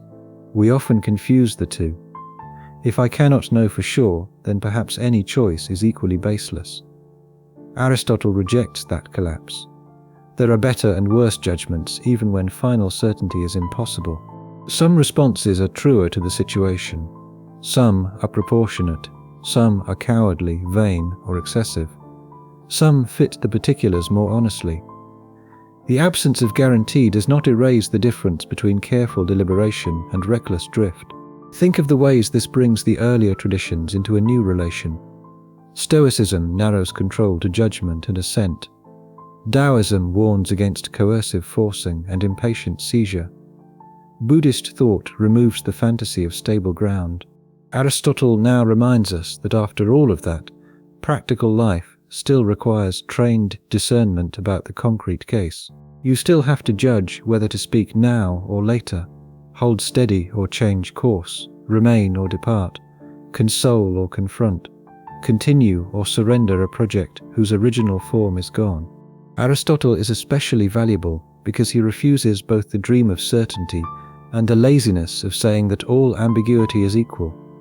Practical wisdom is not guessing with style. It is a trained sensitivity to the morally relevant features of a case. Who is involved? What histories are active here? What scale of consequence is in play? What kind of speech would clarify, and what kind would only discharge tension? What counts as courage in this setting, and what only looks like courage because the action is visible? This sort of discernment cannot be outsourced to a universal script, yet it also is not arbitrary. It grows through habituation, memory, correction, and attention to people and situations as they actually are. Under uncertainty, that point is liberating.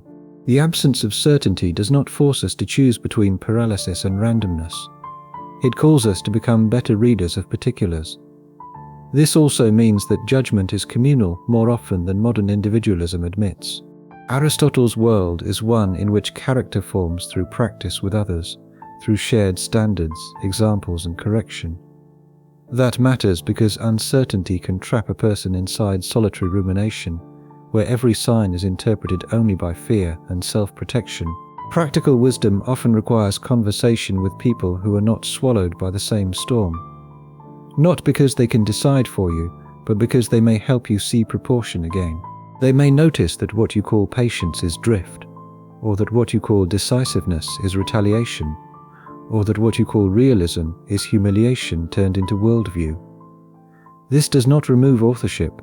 The decision still has to be yours, but it reminds us that judgment under uncertainty is not strongest when sealed inside one anxious consciousness. It becomes stronger when character has been educated well enough to receive counsel without handing over responsibility. What practical wisdom cannot offer is retrospective purity. Even a well-judged choice may later hurt. A faithful action may still lead to loss. A proportionate response may still be misunderstood. That is why phronesis, practical wisdom, does not feel like a machine that outputs safety. It feels more like the discipline of being answerable to reality without demanding from reality a promise it never made. There is something deeply human in that. We are creatures of particulars. We live in bodies, histories, relationships, and singular events. The fantasy of certainty often comes from wanting to rise above the particular into a place where risk no longer contaminates judgment. Aristotle refuses the fantasy by returning us to the scene. This is where action occurs, not in perfect clarity, but in this situation, with these limits, under this pressure. That makes wisdom less glamorous and more intimate. It is not the possession of final answers. It is the practiced refusal to let uncertainty abolish judgment. It listens, it compares, it questions. It waits when waiting is honest. It speaks when delay has become evasion. It chooses without claiming omniscience. It remains teachable even after choosing. Once that picture is in place, the whole documentary begins to gather itself. We can finally ask what living without final guarantees might positively mean, as long as we do not turn the answer into a system or cure.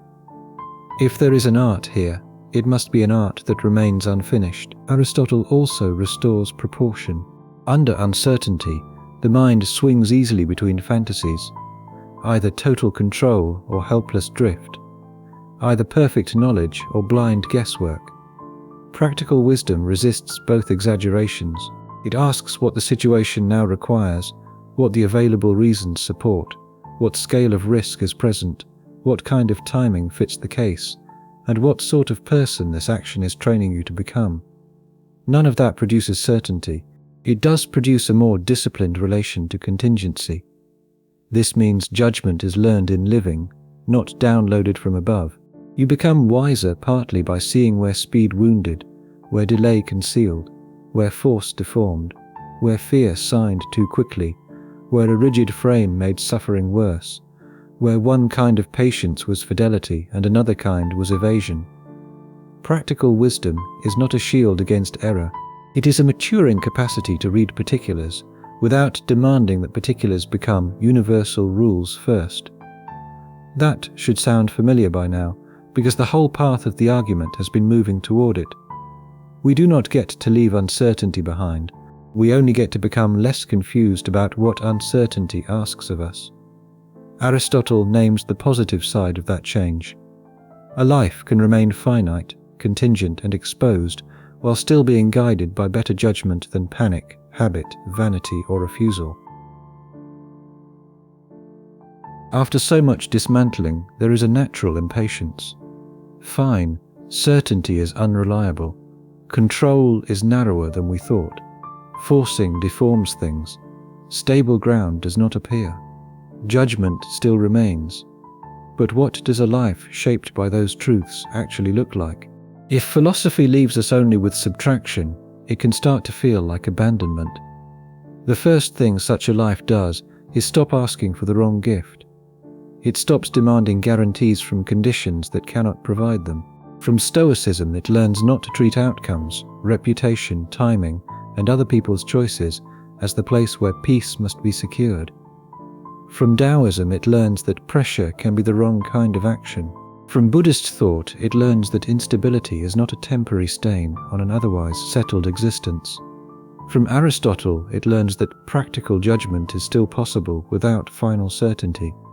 Notice what all of those moves remove. They remove the fantasy that life can be mastered from the outside. They remove the fantasy that the self can become invulnerable through right interpretation. They remove the fantasy that enough insistence will make reality resolve on command.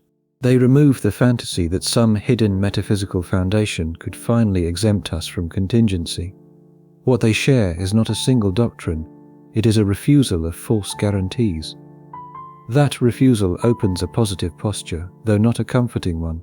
A person living without final guarantees may become slower to assent, because they know how quickly fear turns signs into verdicts. They may become less coercive with life, because they know pressure often expresses panic more than truth. They may become more patient with unfinished conditions, because they no longer imagine that every unresolved thing is a scandal. They may become steadier in practical judgment, because they have given up waiting for a perfect map. None of that is a system. It does not come with a numbered program.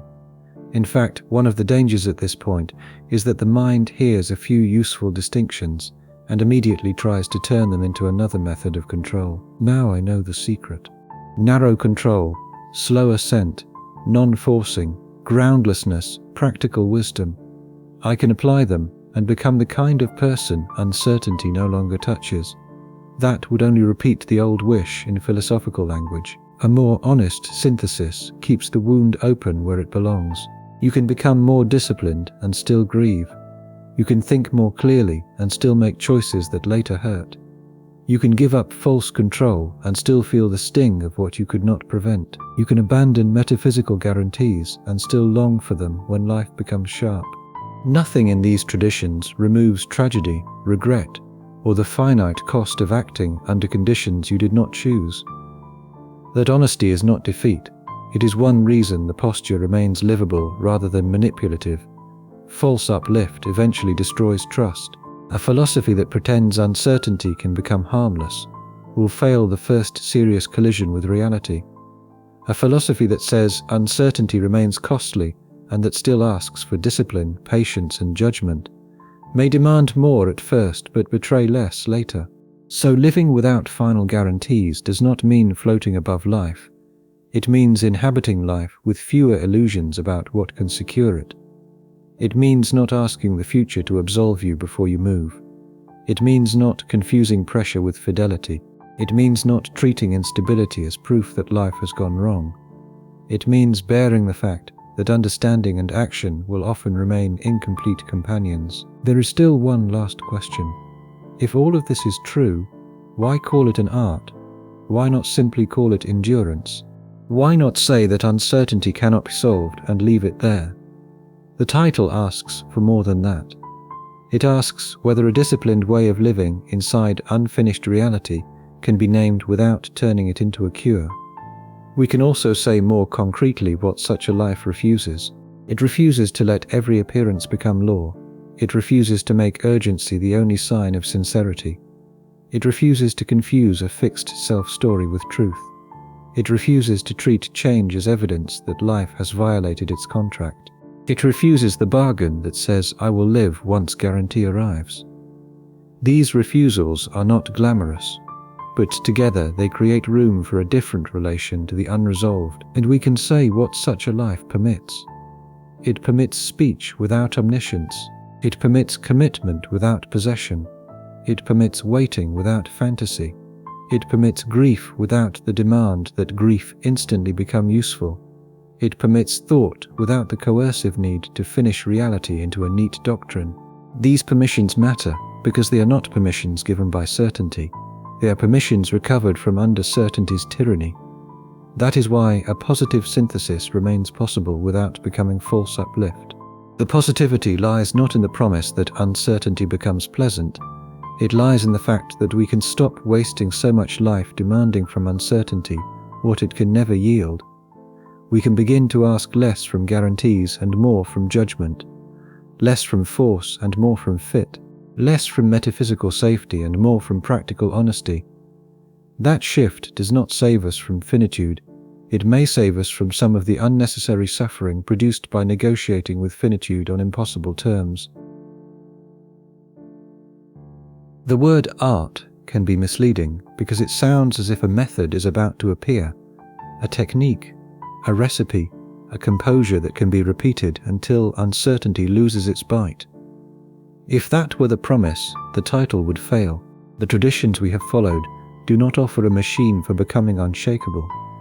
They offer a difficult way of practicing life under limits. Why call that an art? Because art, in this older sense, points to formed practice rather than guaranteed outcome. It suggests a cultivated relation. A way of doing that improves through discipline without ever becoming mechanically safe. The art of living with uncertainty is not the art of removing uncertainty. It is the practice of no longer demanding final permission before you begin to live, choose, speak, wait, and act. This practice starts with narrower control. Epictetus teaches that you cannot build a life on possession of what never belonged to your judgment. It continues with slower assent. Appearances arrive, but they do not have to become verdicts on first contact. It deepens with non-forcing. Laozi warns against the coercive style of mind that tries to extort answers from reality. It becomes more honest through Buddhist groundlessness, which refuses the dream that some stable self or world will finally cancel contingency, and it stays answerable through Aristotle, who reminds us that action among particulars still demands disciplined deliberation. Put together, those are not steps, they are habits of seriousness.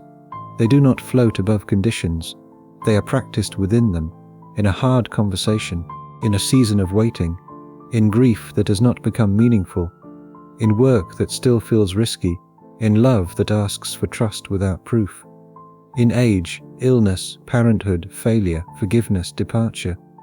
The art is not elsewhere. It takes shape exactly where certainty fails to appear and life refuses to stop asking something of you. This is why the art cannot become a serenity brand. A person can live this way and still tremble. They can still misjudge. They can still speak too soon or too late. They can still long for guarantees in the middle of the night. Practice does not lift them above contingency. It teaches them how not to build their whole life around the fantasy that contingency should disappear. There is dignity in that, not triumphant dignity, not the dignity of conquest, the dignity of not making impossibilities into the measure of your life, the dignity of refusing to demand from the future a certificate that says now at last you may begin, the dignity of learning that unfinished knowledge does not excuse you from judgment, and that exposed action is not always a sign of failure. This does not answer every human ache. There are losses for which no philosophy can compensate. There are wrong turns whose cost remains. There are forms of uncertainty that break confidence for a long time.